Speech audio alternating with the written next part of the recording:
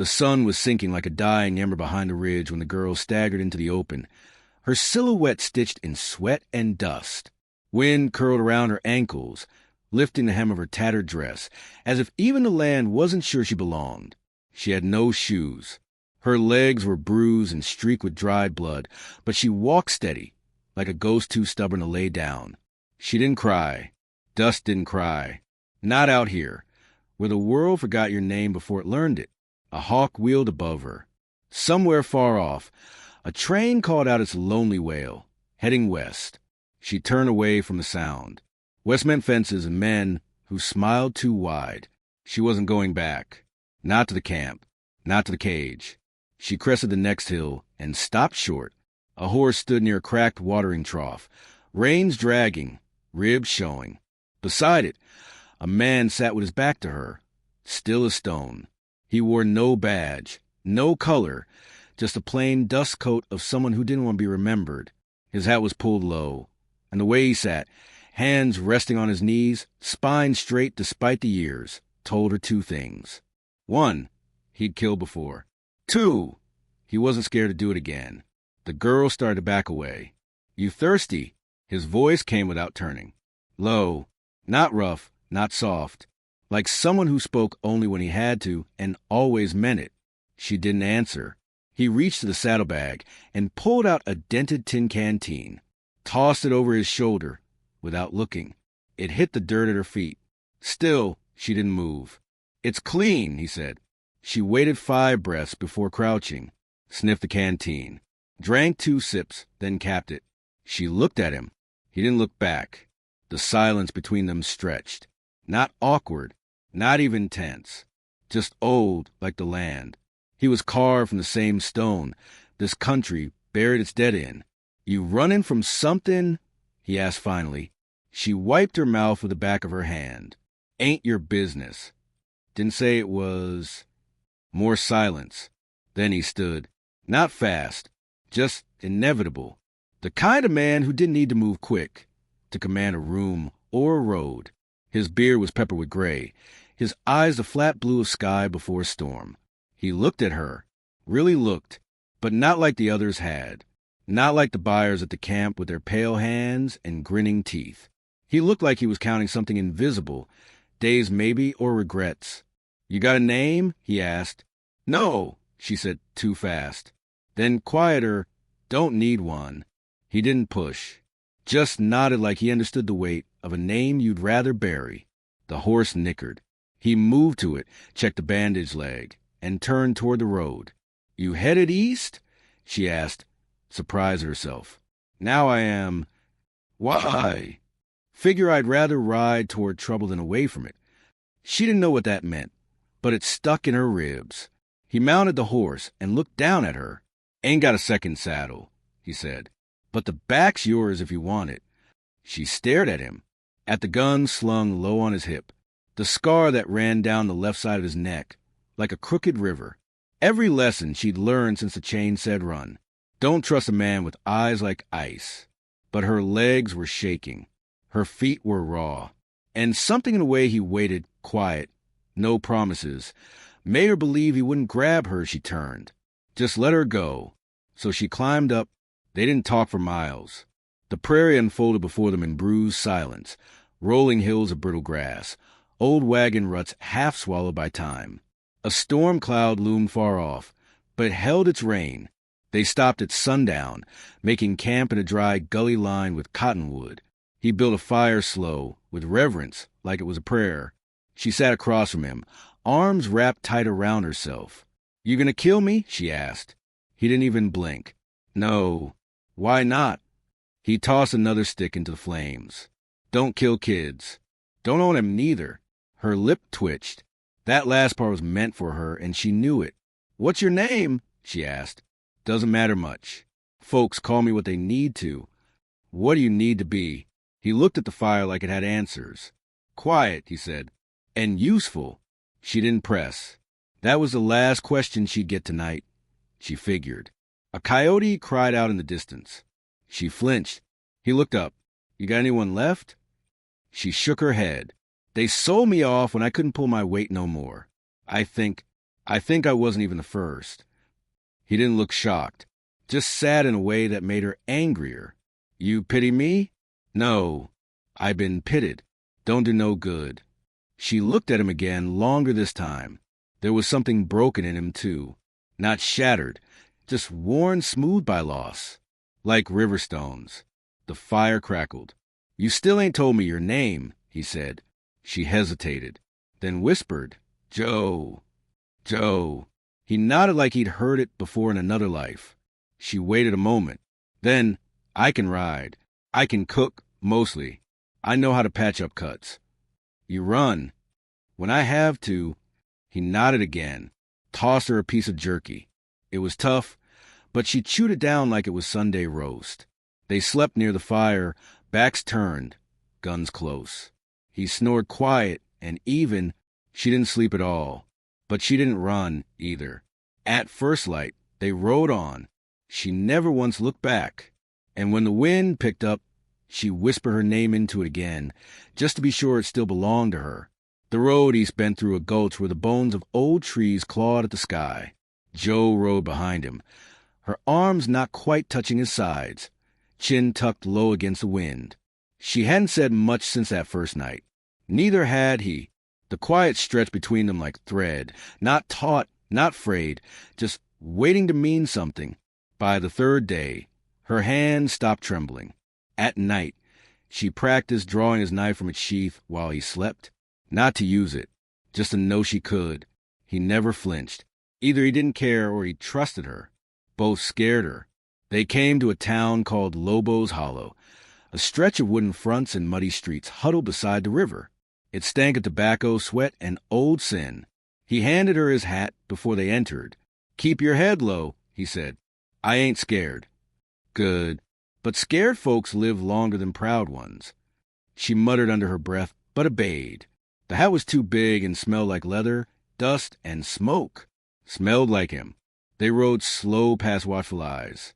A drunk staggered off the boardwalk and spat near Joe's boot. She kept her gaze forward. Inside the general store, he bought salt, jerky, and cartridges. Joe stared at the bolts of fabric on the back shelf, soft-looking, like something a mother would stitch. She touched a corner of calico with her pinky. You want it? He asked, surprising her. She shook her head. Don't need nothing that pretty. Didn't ask what you needed. He left it on the counter. The storekeep gave Joe a side glance but said nothing. As they stepped outside, the wind shifted. A paper slapped against her leg, half-torn, mud-stained. She picked it up. Her own face stared back. Wanted, runaway property. Female, mid-teens. Reward paid by Warden E. Smithson. Dangerous, asterisk, asterisk. She stared at the sketch.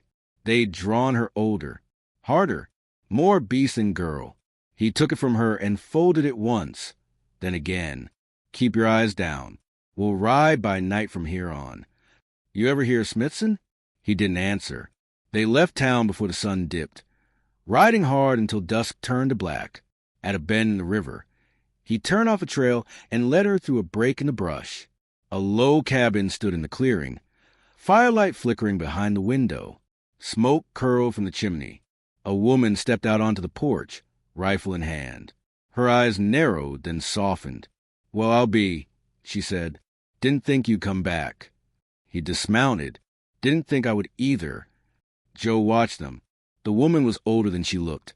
Strong arms, mixed blood, silver strands hidden in her thick braid. Her voice carried authority the way thunder carries warning. This her? The woman asked. He nodded. She got a name? Joe. You trust her? He looked at Joe, then back. Trust ain't the word, but she's got nowhere else. The woman lowered her rifle. Then you both better come inside, for the skeeters eat you whole. The cabin smelled of herbs, smoke, and hot stew. Joe hovered by the door, unsure. The woman watched her. You ever learn how to chop roots? I learned how to kill a man with a nail. The woman laughed, not mocking, surprised, maybe impressed. We'll work on soft skills then. Her name was Esperanza. She used to run with Outlaws, then turned healer when the blood got too thick. Said the land gave her visions, but only when it was drunk on rain. She spoke with the ease of someone who didn't need to explain herself to anyone. Joe liked her almost immediately. Not that she said so. That night, the cowboy sat outside with Flask and his ghosts. Joe watched him through the window. Esperanza stirred poultice in a crack bowl. He's carried guilt longer than you've been alive. He say what for? No, and I didn't ask. Some men talk when they're ready. Some die with their stories buried inside. Why you helping him? Esperanza shrugged. Because he helped me once. Because I owe him. Because I got a soft spot for broken things that bite back. Joe pressed her hands to the table. He ever kill a kid? Esperanza's eyes flicked up. Not unless he had to. And if he did, I bet it don't let him sleep. The silence between them settled thick. Girl like you, Esperanza said, you don't get to be soft, but you still get to choose who you stand beside. Outside, thunder rumbled. 2 days passed in the shelter of that clearing. Joe helped boil bandages, scrape herbs, sweep the floors. She slept on a cot near the hearth, warm for the first time in months. At dawn, the cowboy taught her how to steady a rifle, not to hunt, to defend. Don't aim unless you're ready to end it, he told her. Ain't no halfway with a bullet. One morning, a figure appeared down the trail. Slouched hat, red vest, silver spurs. A bounty scout. Joe felt it in her bones. Esperanza whispered, "Get to the back room. Now." Joe froze. The scout sauntered up the porch, hand near his holster. "Evening, miss. Heard talk someone came through here looking for refuge." "You hear a lot of things," Esperanza said, casual. "Most of them wrong." He sniffed the air. "Funny. Smells like fear." A gun cocked behind him. The cowboy stood in the doorway. "You smell like piss and cheap whiskey. You got 5 seconds." The scout turned, grinning. "That her?" he said, tipping his head toward the shadows. Joe stepped into the light. Gun aimed, hand steady. "She's just a girl," he laughed. Joe's voice was iron. "And you're just a man. When I won't miss." His smile twitched. He turned his horse around and rode off without another word. Esperanza exhaled slow. Joe lowered the gun. Her arms trembled after the danger passed, but only after. She looked to the cowboy. He didn't smile, didn't nod, but something in his gaze softened. Approval, maybe, or pride. That night, they sat around the fire again. Joe stared into flames. "You killed for me." "No," he said. "I protected what needed protecting. There's a difference. I ain't worth that." He didn't argue, just looked at her. "You still think you got no name," he said finally. "But you do." "What is it?" "You'll know when it stops feeling borrowed." Joe didn't sleep that night. She just watched the sky turn and tried to remember the shape of safety. Somewhere in the dark, she realized she no longer wished to run. Not yet. The wind outside howled like a warning. Something was coming. She could feel it in her teeth. But she wasn't afraid of it. Not anymore. The sky broke open 3 nights later. Rain spilled down the hills in sheets, soaking the earth like it meant to baptize the dead. The storm came sudden, hard, without warning. Just thunder cracking like bones and a wind that howled through the trees like something wounded. Joe stood under the porch eave, watching lightning crawl across the heavens. Her arms were crossed tight. She hadn't spoken since the letter arrived. Esperanza had opened it at the breakfast table, brow furrowed, mouth set in a line. She read it once, folded it twice, and said nothing, just slid it toward the cowboy. He read slower. His hands were still, but his eyes changed. Something dark and familiar came back into them. A ghost Joe thought she'd already met. She reached for the letter. He stopped her with a glance. "Don't." Her spine stiffened. "You said no secrets." "I said no lies. This ain't either." That night, he sat by the fire alone.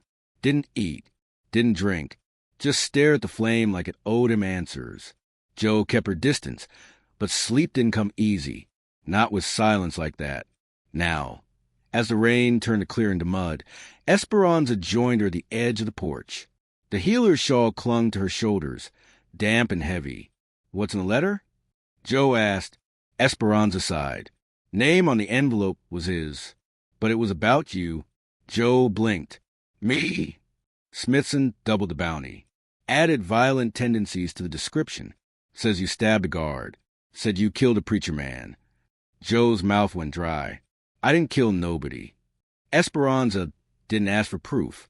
You think the men coming for you care what's true? Joe looked down at her hands. He thinking about leaving me behind? No, Esperanza said. He's think about how many more bodies he's willing to bury for your freedom. Joe swallowed hard. The guilt sat like a rock in her gut.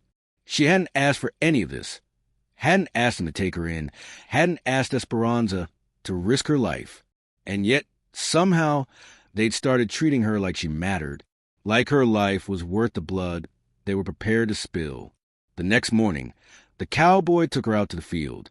Rain still fell in misty veils, soft and relentless. He handed her a rifle. The stock was worn. Familiar. Ever fired one? She nodded. Once. That don't count. Show me. He set up bottles on a fence post. Gave no speech, no lecture. Just stepped back. Her first shot missed wide. The second was closer. Third clipped the top. Fourth shattered glass. Good, he said. Again. They drilled till her arms ached, till her teeth rattled from recoil. He adjusted her grip, her stance, her breathing. Patient, steady, always watching. You scared? She asked during a reload. Every day, he said. Scared of what I'll have to do. Scared of what I won't. She looked at him differently after that. By midday, Joe could hit the bottle's neck from 20 yards. Not every time, but enough. Esperanza called her in for lunch. The stew tasted of cumin and regret.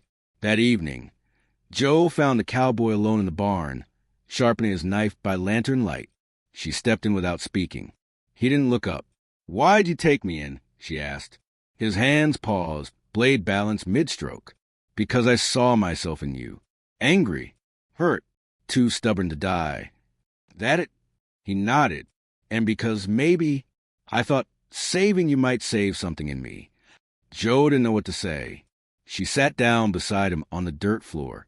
I ain't worth saving, she whispered. He set the knife aside. You don't get to decide that. Not anymore. A twig snapped outside. Both turned. Silence. Then a voice called out through the trees. Male. Sharp. Hungry. Evening. Friends. Looking for a girl. Young. Pretty. Got a price on her head. Joe froze. Esperanza was already at the window with a rifle. 5 of them. Horses tied by the river. The cowboy strapped on his revolver. No panic. Just purpose. Joe's hands trembled, but she reached for the shotgun by the door. He stopped her. No, he said. You trained me for this. You ain't ready. She shoved his hand off. Maybe I'll never be ready. But I ain't hiding. His eyes searched hers. No fear, just fire. He nodded once. They took positions. Esperanza upstairs, Joe behind the barrels. The cowboy just outside the front door like a stone waiting to be moved. Rain picked up again. Slow at first, then pounding like hooves. The leader stepped forward. Gray coat, gold tooth, dead eyes. We don't want no trouble, he called. Just a girl. The cowboy stepped off the porch. Ain't for sale. The man smiled. Everyone's for sale. Price just ain't been met yet. The cowboy raised his gun. The first shot was a warning. The second wasn't. Gunfire tore through the trees. Esperanza fired from a window. Joe ducked, reloaded, fired again. The blast kicked back into her shoulder, but she stayed up. A man charged the porch. Joe aimed for the legs. Hit him high. He crumpled in the mud, screaming. 2 circled toward the barn. Joe ran after them, boots slipping in the muck. Her heart beat like a war drum in her ears. She found them crouched near the back wall, readying fire. No, she breathed, and fired. One fell. The other turned. She squeezed again. Click. Empty. He raised his revolver. She closed her eyes. The shot came, but not from her. When she opened her eyes, the cowboy stood behind the man's body. smoke rising from his barrel. His eyes were wide. "You okay?" he asked. She nodded. "Barely." The field was quiet now, save for the rain and the dying. 3 dead. 1 ran. 1 groaned somewhere unseen. Esperanza came limping from the house, blood on her sleeve, but alive. They sat on the porch as the rain let up. Joe held the shotgun across her lap, breath shallow. "You did good," the cowboy said. She shook her head. "I froze. I missed." "You stood your ground." She looked at him. Her voice cracked. "I didn't want you to have to kill for me again." He gave her a tired smile. "Then stay alive long enough to make it mean something." The clouds parted. Just a little. She watched the sky. It was the first time she noticed how wide it really was. How much of it was left to ride under. Joe leaned back, felt the ache in her limbs. The girl who walked into the desert barefoot. And alone wasn't the one holding that shotgun now. She wasn't sure who she was becoming, but she was ready to find out. The wind changed on the 4th morning. It carried the smell of dust, sweat, and something worse, metal, maybe, violence waiting to be named. The birds went quiet. Even the trees seemed to lean away from the clearing, their branches still as if listening. Joe stood in the yard, rifle slung across her back, watching the horizon with narrow eyes. She didn't speak, didn't blink. Somewhere deep inside, something ancient stirred. Fear, maybe, or memory. The cowboy stepped beside her, coat buttoned high, hat shadowing his face. "They're coming, aren't they?" she asked. "Yeah." "How many?" "More than we've seen. Men who don't ask questions. Mercs paid in blood." Joe exhaled through her nose. "Then we finish it here." He looked at her, eyes sharp but tired. "You sure?" She nodded. "Tired of running. Tired of hiding. I want my name back."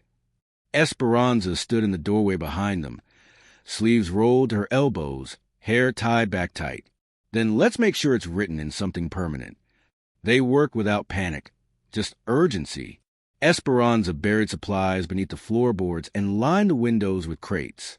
Joe set snares in the tree-lean, sharpened stakes, and double-checked every round. The cowboy walked the perimeter 3 times, slow and thoughtful, like he was memorizing the shape of where he might die. At dusk, the storm clouds returned, low, heavy, and humming with thunder. Joe sat on the porch steps, cleaning her weapon. She didn't notice the cowboy sit beside her until he spoke. "You ever think about what comes next?" he asked. She didn't look up. "After this?" "After the fire. After the blood. I used to think there wasn't anything after, that it just ended one day, like a curtain pulled too fast. And now," she wiped the barrel, "now I think maybe there's something worth walking toward. I just don't know what it looks like yet." He nodded slowly. "That's enough for now." Darkness settled over the land like a shroud. They came at midnight. 6 riders. No torches. No shouting. Just hooves and steel and cold intention. The kind of men who didn't care who they hurt, so long as the pay came clean. The first was shot before his boot hit the ground, Esperanza's rifle cracking from the upstairs window. The second took a trap to the leg and screamed so loud it startled the owls. Then came the rush. Joe stood behind a low barricade, firing steady. Her hands no longer shook. Her eyes didn't flinch. One man got too close, and she met him with the butt of her rifle. He dropped like a sack of meat. The cowboy moved to the fray like smoke, silent, brutal, precise. He didn't fire wildly. Every bullet counted. Every motion cost him nothing. 3 bodies fell in minutes. Then a shadow stepped from the trees. Taller, meaner, Smithson.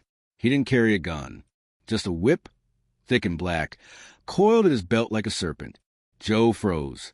He walked toward her, slow and sure, smiling like he'd already won. "You think hiding behind a broken man makes you free, girl?" She raised her rifle. "You ain't free," he said. "You're stolen property. Belong to the state. Belong to me." The cowboy stepped between them. Smithson's smile faded. "You always did like taking what wasn't yours." "I'm not taking her," the cowboy said. She chose to stay. Smithson's hand went to the whip. "That makes her dumber than you." The cowboy didn't wait for it to crack. He drew first, one clean shot. Smithson staggered. Blood bloomed at his shoulder. Joe stepped forward, eyes locked on his. "You remember the girl who screamed when they branded her?" she asked. "That wasn't me, but I heard her. Heard every word." He spat blood. "You think killing me changes anything?" "No," she said, raising the rifle, "but it changes me." The shot echoed off the hills. When it was done, there was only rain again. Soft, cleansing. The cowboy stood in the field, smoke curling from his revolver, chest rising slow. Joe lowered her gun. Her face was pale, but her eyes were steady. Esperanza stepped into clearing, blood on her hands, but not hers. "Is it over?" she asked. "No," Joe said, turning toward the house. "But it's beginning." They buried the dead before dawn. No names, no prayers, just dirt and silence. By mid-morning, the sky had cleared. The earth steamed where the sun hit it, as if the land itself was exhaling. Joe stood at the edge of the clearing, hair tied back, pack slung over one shoulder. The cowboy walked up beside her. "You leaving?" "I think I need to see what's out there. Make something mine. With my own hands." He nodded. "You'll make it. You coming?" He looked toward the trees, toward the graves, toward Esperanza, who stood by the porch with eyes that saw too much. "I think I'll stay a while." Joe didn't argue. She just held out her hand. He took it, rough and warm and real. "You gave me something no one else would," she said. "A choice. You earned it." She turned, took 3 steps forward, then stopped. "I think I know my name now," she said, without looking back. He waited. She said it into the wind, soft but sure. Then she walked on. The prairie opened wide before her, gold and green and full of stories not yet told. And the girl who had once been property, barefoot, nameless, hunted, became someone else entirely. She became free.